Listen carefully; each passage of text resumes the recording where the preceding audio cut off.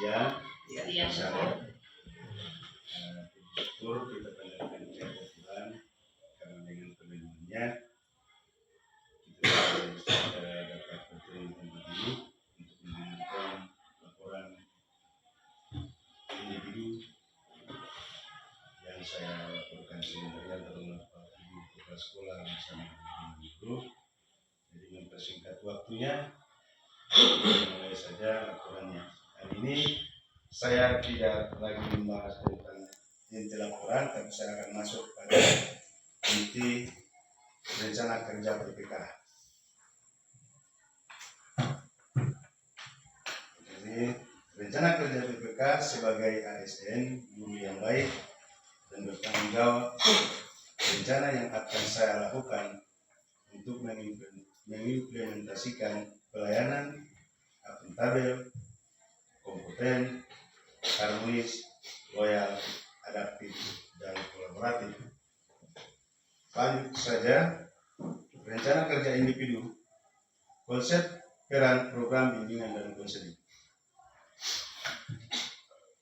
Pengertian bimbingan dan konseling, proses bantuan yang dilakukan oleh seorang ahli kepada seorang atau kelompok secara terus-menerus dan sistematik.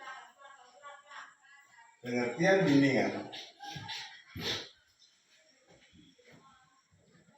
pelayanan terhadap siswa atau pelayanan yang dilakukan, pemahaman terhadap siswa, memberikan informasi pelayanan konseling, perencanaan penempatan dan tindak lanjut.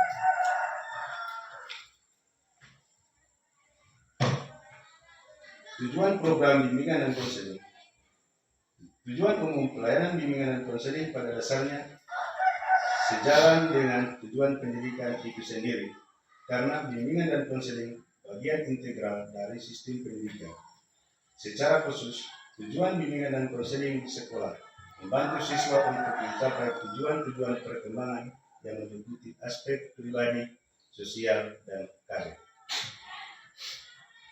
Unsur-unsur program bimbingan konseling. 1. Kebutuhan siswa akan layanan bimbingan dan konseling. Jumlah siswa yang dibimbing, kegiatan bimbingan dan konseling, unsur bimbingan dan konseling pola 17. Semuanya sudah ada pola 19, tapi saya tidak pakai pola 19. Volume kegiatan bimbingan dan konseling di sekolah. Frekuensi layanan terhadap siswa mengikuti rumus 3x3x5, yang berarti setiap siswa menerima layanan bimbingan dan konseling minimal 5 kali dalam setiap tahun selama 3 tahun. Setiap kegiatan, layanan atau pendukung bimbingan dan konseling berlangsung sekitar 2 jam. Pada tahun pertama, wajib dilaksanakan layanan orientasi.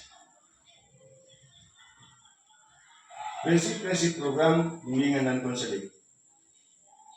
Saya lanjut saja. Asas-asas bimbingan dan konseling. Asas bimbingan konseling akan memperlancar pelaksanaan dan lebih menjamin keberhasilan layanan bimbingan dan konseling. Asas-asas yang dimaksud adalah sebagai berikut. Asas kerahasiaan, kesukarelaan, keterbukaan, kekinian, kemandirian, kegiatan,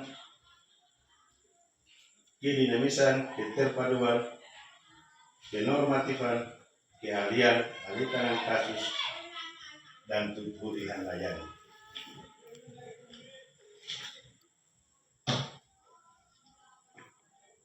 Penyusunan program.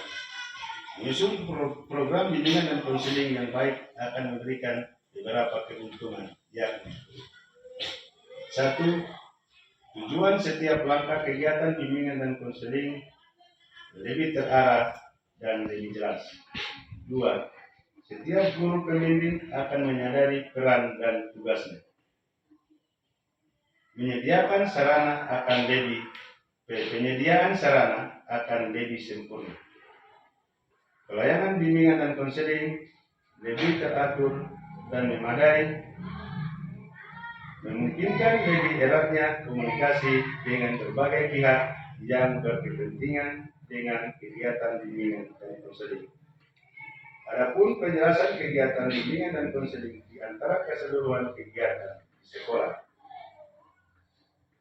Dengan adanya program bimbingan dan konseling, pelaksanaan akan lebih mudah untuk dipantau dan dievaluasi. Pelaksanaan program bimbingan dan konseling, jenis-jenis layanan. Layanan orientasi, layanan informasi, layanan penempatan dan penyaluran, layanan penguasaan konten, layanan konseling perorangan, layanan pembimbingan kelompok. Kalau saya bahas lama-lama ini. Langsung dibahas. Oke, layanan konseling, layanan orientasi, layanan yang memungkinkan siswa memahami lingkungan baru, terutama lingkungan sekolah, objek-objek yang dipelajari untuk mempermudah dan memperlancar peran siswa. Layanan informasi merupakan layanan yang memungkinkan siswa menerima, memahami berbagai informasi. Layanan penempatan dan penyaluran merupakan layanan yang memungkinkan siswa dan seterusnya.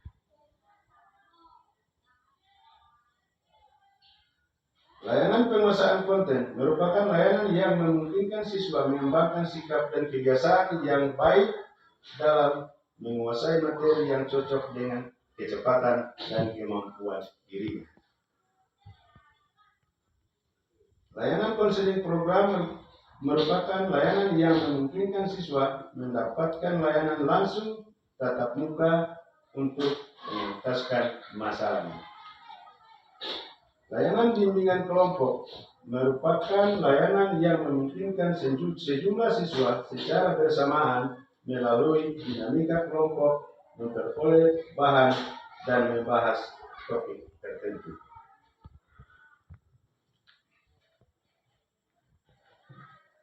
Layanan konseling kelompok merupakan layanan yang memungkinkan siswa masing-masing anggota kelompok memperoleh kesempatan untuk membahas dan mengentaskan permasalahan pribadi melalui dinamika kelompok.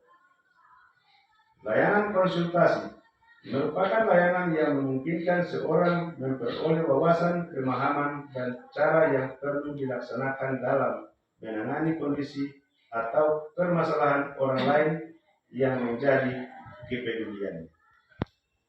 Layanan mediasi merupakan layanan yang memungkinkan pihak-pihak yang sedang dalam keadaan saling tidak menemukan kecocokan, menyelesaikan permasalahan, dan memperbaiki hubungan mereka.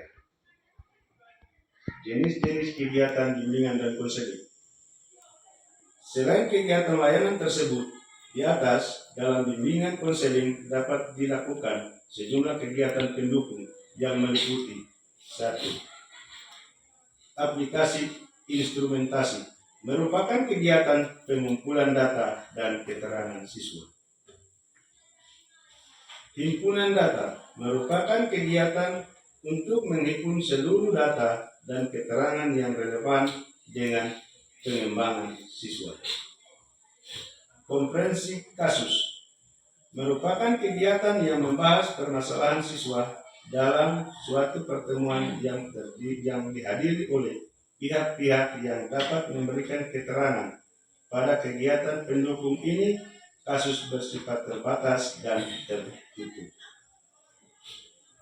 Alih tangan kasus merupakan kegiatan pendukung yang mendapatkan penanganan yang lebih tepat dan tuntas masalah yang dialami siswa dengan pemindahan penanganan kasus. Kunjungan rumah merupakan kegiatan memperoleh data, keterangan, kemudahan, dan kemitraan bagi terentaskannya masalah siswa. Evaluasi. Jadi evaluasi yang saya ambil, 1. Mengamati partisipasi dan aktivitas siswa dalam kegiatan layanan. 2. Mengungkapkan pemahaman siswa atau bahan-bahan yang disajikan atau pemahaman pendalaman siswa atas masalah yang dialaminya.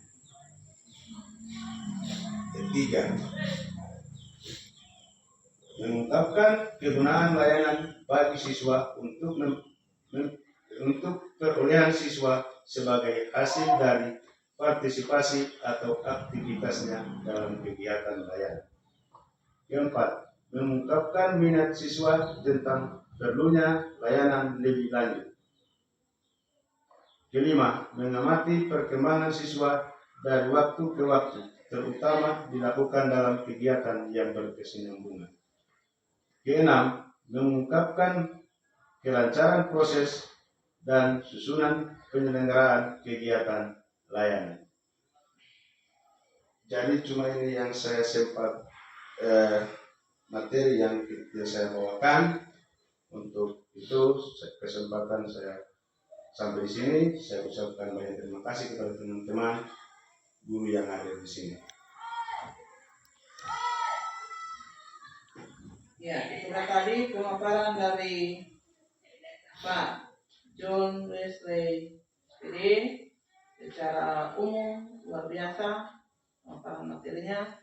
Tapi mungkin satu poin yang bisa ditambahkan dalam program kerja bimbingan yang selama ini mungkin memang secara umum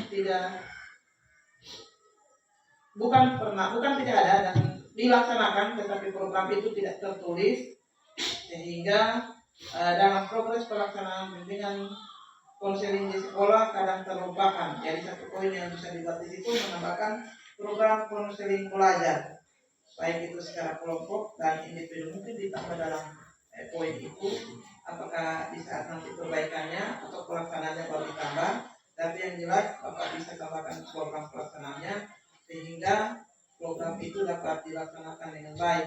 Jadi program konseling pelajar ini kemarin sesuai dengan pengalaman kemarin sekolah-sekolah yang sudah diaplikasi, yang jurusan bimbingan konseling itu mendapatkan masukan untuk setiap sekolah melaksanakan itu. Jadi ada tambahan program konseling pelajar yang pelaksanaannya ada dua, dibagi dalam bentuk kelompok dan dibagi dalam bentuk individu. Itu saja masukan. Jadi terima kasih. Mudah-mudahan apa yang sudah dipaparkan dapat berguna dalam melaksanakan tugas nanti sebagai guru P3K di SMP Negeri Bulagi 4 Bulagi Selatan.